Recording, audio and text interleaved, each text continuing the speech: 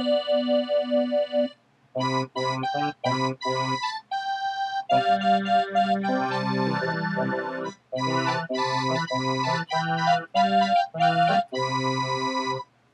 Grand Observer here. Sorry, trying to make a new tune because what's a video without an opening, eh? Well, the Grand Observer here, ready to talk. Today we're doing movie talk. I'll turn this off real quick so I don't accidentally press any keys. Got a keyboard down here next to me. Well, today's movie talk is how did they do it? How did they do it? I'll tell ya. It's a long story for all the movie makers. Such a long story. So many special effects, so many stories to tell. But let's get into it. Regrettably, no one, of course, tells me what they want to hear, so we're going to talk about certain movies, just random points in movies, like, of how they did it. For example, here I'll have a pic. From the movie Chitty Chitty Bang Bang during the, whatchamacallit scene, the, toot, sweet, the toot of her foot, toot, something. I can't remember, and I just watched it last night. Well, either way, how it goes, here's one example of special effects that are not hard to see, but not in plain sight. The picture, as it shows, has the special effect I'm talking about is noticed when they were doing their spinning on those tray cart things.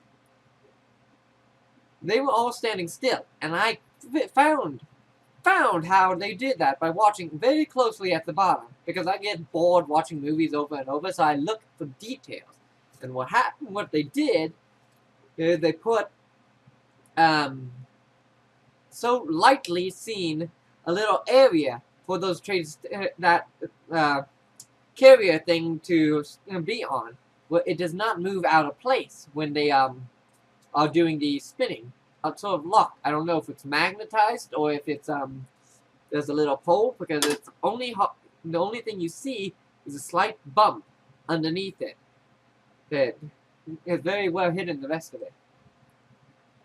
Now then, let's see. Let's think. And that's a practical effect. See, I guess I should rename the title. Movie talk. How they do it? Practical effects. I say practical because there's so many effects these days. No, all effects these days, ladies and gentlemen. Unless it's probably gunshots and stuff these days. Gun wounds. All effects, regrettably, are CGI most of the time these days. It's horrible. Whatever happened to practical effects?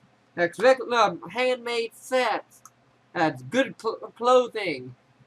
And, you know, just all the old ways of doing it. And now we got all this CGI bullshit that is doing nothing. Sure, movies are looking good and stuff, but there's so many movies these days that still can be used for practical effects to look good. Example A. I honestly don't know what example A is. So, let's just take a guess. Yes, yeah, this one would work. Look, I guess. Everyone saw the Green Lantern movie, right? How many people actually know about the Green Lanterns? They don't glow. The only thing that glows are their rings and their aura when they get powers, not their suits. The guy was wearing a suit, a green screen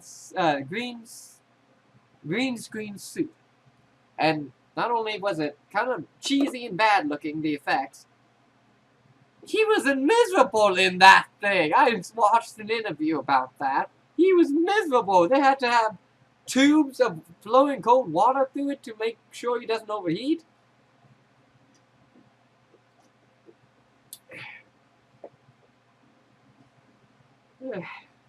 Now, example B of good practical effects. Remember the movie, and yes, I do have something in mind for this one. Remember the movie The Thing, or Thing? Not Pennywise's It, or Stephen King's It, The Thing. The shape-shifting, not shape-shifting, well, shape-shifting, the multi-cell organism that copies your body, okay, and then becomes you and tries to take over planets, I guess. It absorbs the DNA, memories, etc., how they behave. And yeah. But what's cool is, as you can see, the special effects are awesome. How they built up, how the creature split apart, how it melded and stuff. It was simple mechanics. Simple, but it was spectacularly done. Even the Princess Bride movie was very good with regular effects. I know it was an older one, and much more older than it. You have to admit, that giant rat was pretty gnarly. Oh, God, I hated that rat.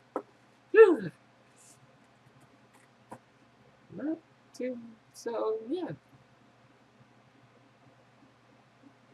Let's think. What's another good movie where they used practical effects over CGI? Dang, I need to get this off my lap. Giant keyboard. I bought it from a friend, and it works wonders because it has multiple settings. Now then, let's see. What has practical effects? Ah, of course. I forgot about a glorious practical effects. Mary Poppins. You see, what they did was astounding in the classics. Mary Poppins did so much beautiful things with so little effort. The only thing that took effort, which even up the creator, the story only, whatever, was the when people went into cartoon. But what was cool about that is because they actually managed to fuse cartoons with real life. The first to have done it. Just like Who Framed Roger Rabbit and all those, and the Holly Star one, whatever, can't remember. Those were after. I guarantee it. Those were not at the first. Mary Poppins was the first to do that. But, my God, simple things that make things look beautiful. If I'm correct, how they did that is like layering. They have the base character, people. Then they use a layering sort of technique to put everything else over under them. Otherwise, the people go first. Go after everything else is layered. So they match the movements of the cartoons already drawn to make the characters. To make them interact and such. All in the timing. It's pretty cool, actually. That's how I think they did it. Regrettably, I cannot say for sure, because I have not looked any of this up. But no doubt, that's how they did it. I am almost certain that's how they did it. They layered it. It had for them to be over each other. Another one that's like that is Bedknobs and Broomsticks. I think that's one of the few movies that was actually getting into CGI when it came into Disney. One of the few children's movies, whatever, I don't know. Because it was more magic than the original, such as when there needed to be sparks flying or something, like from the teleportation and all that. That was the only time they ever used CGI stuff. But they did layering, like in the underwater and then the jungle. But one of my favorite scenes, because it was so brilliantly done, took a lot of hard work, no doubt, was the suits of armors. When the Nazis came over to take over, she used a spell to bring them all to life. Had the suits of armor to defend England once again. But what's cool about that, and what's good about this fractal effects and how they did, let's first start with what they are. They managed to make most of the suits of armors were, how do you say, empty. I don't know how many of them, all the suits of armor were moving and attacking fluently, just like humans. But I'm guessing they had animatronics and stuff for some of them, because they blew holes into the suits of armor. Of course, with humans, they would be dead. But they even picked them up off of them and some of them. But I'm guessing all that is, as you can probably guess, puppetry, I guess you could say. They use puppets in a sense. There's in timing. Otherwise, again, layering or clipping. When they clip a video, or right at a certain tiny little second, and then switch out with something else. They do that a lot with, here's a good one. With any movie, this is a practical effect. Because stunt doubles, everyone knows about stunt doubles, right? Of course you do. But stunt doubles, it's not that you can't see their face, or that it's so fast you can barely see. It's that actually it's clipped. Unclipped at certain points when you merge in. It's not always, because sometimes scenes can go longer than they should, so they have to clip it and like put the guy at the pose that the stunt double was at. So it's instantly a turn.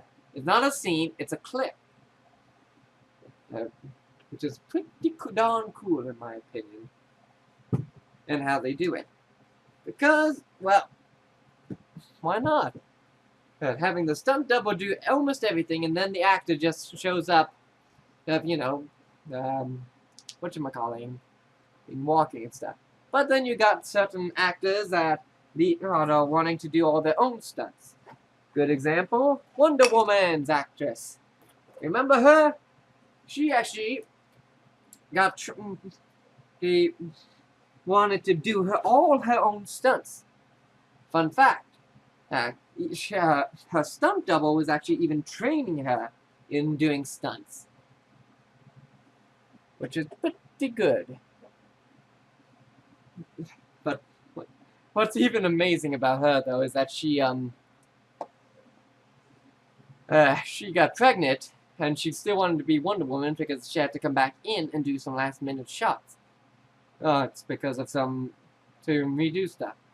And they used a CGI to make her look thin doing that, because she was starting to show, apparently.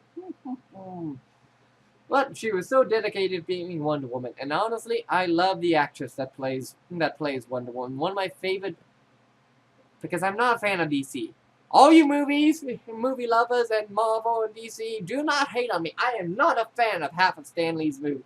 Mainly because all the people that make the movies are kind of doing it bad. Stan Lee thinks they're doing good, and thought they were good and all, but honestly, I really couldn't care. A lot of them weren't that good. But I did love all the Stan Lee, all the Stan Lee cameos. That was good. Was good. He's definitely a good director. Here's a little fun piece of fact. He was even in The Princess Bride. He was the guy, I think. No. Was he?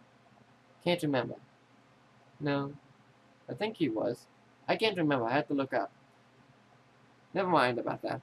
I'll answer that in a later video. But, yeah. Let's think. What's another good example of practical effects and how they did it? Okay. Willow! Anyone see Willow? Willow! Alright, here's the practical effects here. That's very rare to find anymore. Stop motion. The only stop motion you ever see these days are from like movies, dang, I don't have that up here.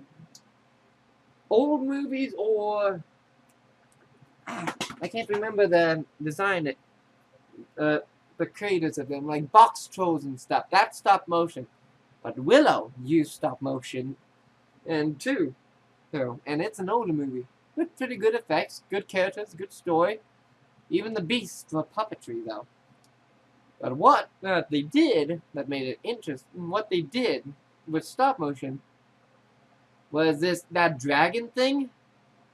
When Willow turned one of the trolls into like a dragon, a two-headed dragon hydra thing, that was stop motion when the egg was being made and when the heads were popping out. And then when the dragon itself was finally fully grown, that was actually stop motion. It was like a giant puppet sort of thing again, but it was stop motion. You could tell if you look closely, you can see slight pauses. Stop motion was very primitive back then, so it was easier to spot. Nowadays, of course, it's harder to spot stop motion. Say that 5 times fast. But that's a practical effect as well. Of course, it's still used in days like Wallace and Gromit and such, but it's not as common anymore, regrettably, thanks to all the CGI.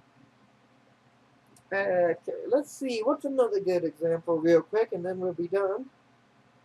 Oh, so many movies, so little time. Let's see. Let's think. But there you have it. Practical effects. And movie talk. Whatever. Well, I hope you all enjoyed this episode.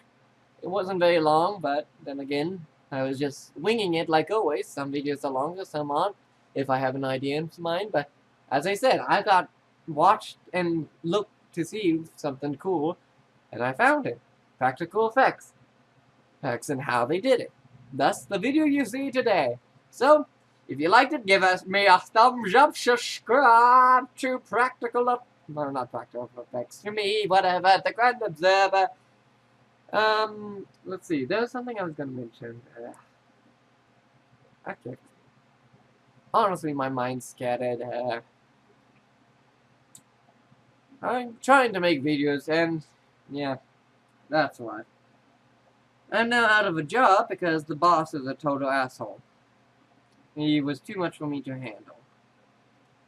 Alright, either way, that's not part of the video. If you like this video, please give it a thumbs up, subscribe, and I'll see y'all next time.